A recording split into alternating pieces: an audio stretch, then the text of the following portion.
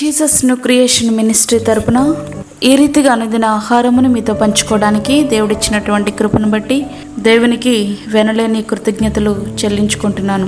దేవుడు మనకి అమూల్యమైనటువంటి మరి ఒక దినము దయచేసినారు. దేవునికి కృతజ్ఞతాస్తుతులు మనం చెల్లిద్దాం. ఈ సమయంలో మనం వాక్య ధ్యానంలోనికి వెళ్దాం. 91వ కీర్తన 13వ వచనం. నీవు సింహములను నాగుపాములను త్రొక్కెదవు, కొదమ సింహములను భుజంగములను అణగద్రొక్కెదవు.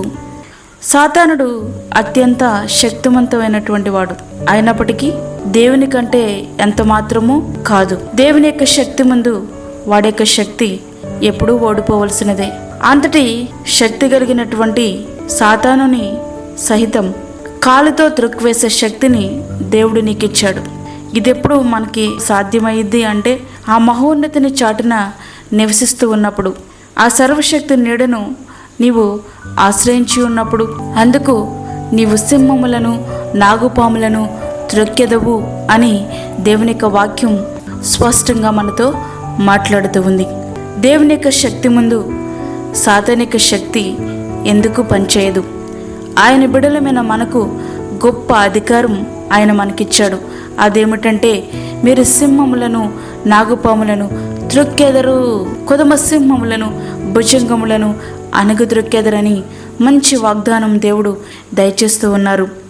గర్జించు సింహం వలె ఎవరిని మృంగుదునా అని వాడు వెదుకుచు తిరుగుచూ ఉన్నాడు. మీ విరోధి అయిన అపవాది గర్జించు సింహం వలె ఎవరిని మృంగుదునా అని వెదుకుచు తిరుగుచూ ఉన్నాడు. 1 పేతురు 5వ అధ్యాయం 8వ వచనం. సర్పము గురించి బైబిల్ గ్రంథంలో ఒక మాట స్పష్టంగా రాయబడి ఉంది. సర్పము అనగా పాము. దేవుడైన యెహోవా చేసిన సమస్త భూజంతువులలో సర్పము యుక్తిగలదై ఉండెను. ఆదికాండము 3వ అధ్యాయం 1వ వచనం. సాతాను సింహం వలె గర్జిస్తూ, పాము వలె యుక్తి కలిగి, ఏనుగు వలె బలము గలదై, నమిలితే ఆలస్యమైపోద్దేమో అన్నట్లుగా దొరికిన వారిని దొరికినట్లు మింగేస్తూనే ఉన్నాడు. ఎంతో మందిని వాడు మింగేశాడు కూడా. మరి మనము వాడి యొక్క అంచులకు కూడా చేరకూడదు. వాడు మన బలహీనతలు పసిగట్టి సరైనటువంటి సమయంలో పంజా విసురుతున్నాడు. ఎంతమందిని మింగినా వాడి ఆకలికి అంతులేదు. సంతృప్తికే అర్థము తెలియని వాడు సాతాను. ఇంటర్నెట్లోకి వెళ్తే క్లిక్ మీ అంటూ వాడి రాజ్యంలోనికి తీసుకుని వెళ్ళిపోతాడు. దానిలో నుండి బయటకు రాలేక నిద్రలేని రాత్రులు గడుపుతున్న వారు అనేకులు మనకి కనబడుతూ ఉంటారు.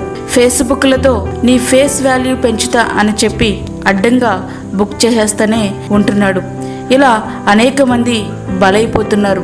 తమ పోస్టింగ్స్కి లైకులు లేవని, కామెంట్స్ లేవని అల్లాడిపోయేవారు ఎందరో ఉన్నారు. ఫేస్బుక్ ఉపయోగించడం తప్పని కాదు, కానీ దానికి మాత్రం మనం బానిసలము కాకూడదు. ఇట్లా అనేక మార్గాలలో ఎందరినో బానిసలుగా మార్చేస్తూ ఉన్నాడు. యుక్తితో కుయుక్తితో వాడి రాజ్యాన్ని విస్తరింపజేస్తున్నాడు. వాడి రాజ్యాన్ని కట్టుకుంటూ వెళ్ళిపోతున్నాడు. వాడికి సమయం కొంచెమే అని ఎరిగి వాడి రాజ్యాన్ని కట్టుకుంటూ వెళ్ళిపోతున్నాడు. ప్రియమైనటువంటి దేవుని బిడ్డ, ఇది ఎంత విచారించవలసినటువంటి విషయం. వాడి రాజ్యముని కట్టుకుంటూ టైం కొద్దిగా ఉందని తలంచి వాడు స్పీడ్గా వాడి పనుల్లో వాడు కొనసాగుతున్నప్పుడు, మరి ఆయన బిడ్డలమైన మనము ఎంత విరివిగా ఆయన సేవలో ఉపయోగపడవలసి ఉంటుంది, ఏ విధంగా అనేకులను ఆయన రాజ్యంలోనికి మనము నడిపించవలసి ఉంటుంది. ఒకసారి ఆలోచిద్దామా? దేవుని కొరకు అనేకమైన గొప్ప కార్యములు చేసేవారుగా మనము సిద్ధపడదామా? సాతాను యొక్క పంజుల్లో అనేక మంది ఇరుక్కుపోయారు. అందులో భక్తిపరులు కూడా ఉన్నారు, అందులో దేవుని బిడ్డలు కూడా ఉన్నారు, అందులో దేవుని సేవకులు కూడా ఉన్నారు. వాడి యొక్క పంజంలోనికి మనము ఎట్టి పరిస్థితుల్లో వెళ్ళి ఇరుక్కుపోకూడదు. ప్రియమైన దేవుని బిడ్డ, ఈ యొక్క ఉదయకాల సమయంలో ఈ యొక్క అమూల్యమైన మాటలు నీ కొరికే. సాతాను యొక్క పంజకు నువ్వు దగ్గరగా ఉన్నావా? చాలా జాగ్రత్త. నీ జీవితాన్ని నీవే కాపాడుకోవాలి. ఆయన రెక్కల క్రిందకి నువ్వు రావాలి. మహోన్నతుడైనటువంటి ఆయన చేతి క్రిందకి నువ్వు రావాల్సి ఉంటుంది. దేవుడు మనతో మాట్లాడుతున్నాడు. ఎలా సాతానుని మనం జయించాలి? దేవుని వాక్యం స్పష్టంగా మనతో ఈ విధంగా మాట్లాడుతూ ఉంది. దేవునికి లోబడి ఉండుడి, అపవాదిని ఎదిరించుడి, అప్పుడు వాడు మీ యొద్ద నుండి పారిపోవును. యాకోబు 4:7. కనుక దేవునికి మనం లోబడి ఉండాలి. ఆ మహోన్నతిని రెక్కల క్రిందికి మనం రావాలి. అలా వచ్చినట్లయితే సాతానుడు మన యొద్ద నుండి పారిపోతాడు. వాడు ఇంకా మన దగ్గర నివసించలేడు. కనుక ఆ మహోన్నతిని ఆశ్రయిద్దాం, ఆయనకు లోబడి జీవిద్దాం. ఆయన ఇచ్చే శక్తితో సాతానుని ఎదిరించుదాం, వాడిపైన విజయం సాధిద్దాం. అట్టి కృప ధన్యత దేవుడు మనకు అనుగ్రహించునుగాక. ఆమేన్. చిన్న ప్రార్థన చేసుకుందాం. పరిశుద్ధుడైన తండ్రి, ప్రేమగల యేసు ప్రభువా, సాతానుని ఏ విధంగా ఓడించాలో మీరు మాతో మాట్లాడినారు. నీకు వందనాలు, స్తోత్రాలు చెల్లించుకుంటున్నాం. ఇది మనతో తోడుగా ఉండండి.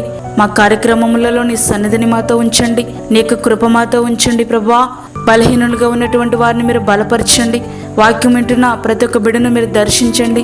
రక్షణ లేని వారు రక్షణ పొందుకోవడానికి సహాయం చేయండి. అనారోగ్యంతో ఉన్న వారిని మీరు ముట్టండి ప్రభువా. గర్భిణీ స్త్రీలను మీరు జ్ఞాపకం చేసుకొనండి. వృద్ధులను జ్ఞాపకం చేసుకొనండి. చంటి బిడ్డలకు మీరు తోడుగా ఉండండి ప్రభా. నీ కాపుదల అనుగ్రహించండి, నీ భద్రత అనుగ్రహించండి. మా దేశాన్ని కాపాడండి, మా రాష్ట్రాన్ని కాపాడండి. మా రాష్ట్ర నాయకులను మీరు నీ యొక్క ఆత్మచేత నింపి సరైనటువంటి నాయకత్వము చేయనట్లుగా వారిని మీరు బలపరచండి ప్రభా. తండ్రి, నీకు స్తోత్రాలు చెల్లించుకొంచున్నాం. నీ సన్నిధిని మీరు మాతో ఉంచండి. మాకు కాదు యెహోవా, మాకు కాదు, సమస్త మహిమ ప్రభావములు మీకే ఆరోపించుకుంటూ యేసు పరిశుద్ధ నామమున అడిగి వేడుకుంటున్నాము తండ్రి. ఆమేన్.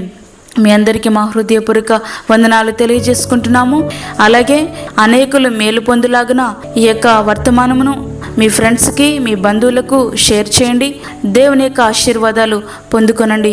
మా ప్రార్థన అవసరతలు మాకు తెలియచేయండి. మా ఫోన్ నెంబర్ 9177377559. దేవుడు మిమ్మను దీవించునుగాక. ఆమేన్. మరిన్ని వీడియోస్ కొరకు మా ఛానల్ని సబ్స్క్రైబ్ చేయండి, షేర్ చేయండి, లైక్ చేయండి. దేవుడు మిమ్మల్ని దీవించునుగాక. ఆమేన్.